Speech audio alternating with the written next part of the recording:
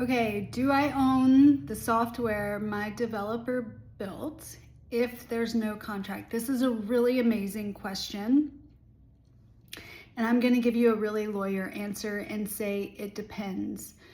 Essentially, contracts always best when written, so you know the terms, you know what you're paying for, they know what you're paying, they know what they're accepting payment for, all of the things, right?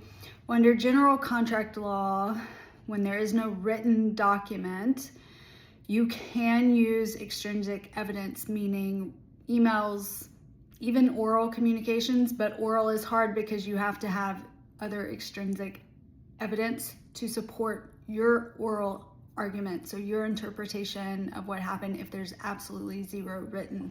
So hopefully there's at least emails and it says you're gonna do X and I'm gonna pay you Y, and then there is a confirmation email that says yes, I will do X for Y payment, okay? However, if it's not specifically defined and what X is, it just says, oh, you're gonna build me a certain platform, or oh, you're gonna build me an AI agent, or oh, you're gonna build this.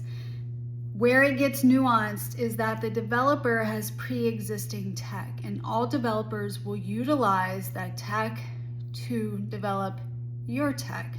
Why? It saves you money, but it saves them so much time. And over time, they've learned to do things, right? And they have a system and they have a process and they have a tech stack that they use, okay? And they've created some tech. Well, they're gonna leverage that to create what you need done.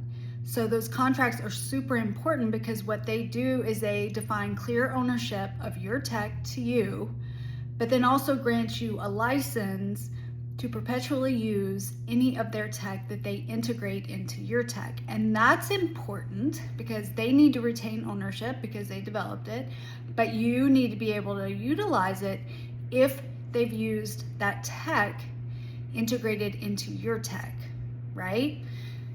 So it depends, and courts will look at different things to prove it up.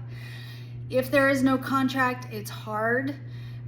I would say if you can get an IP assignment done after the fact, that's good, where they assign your tech to you, to your company, and it grants that license.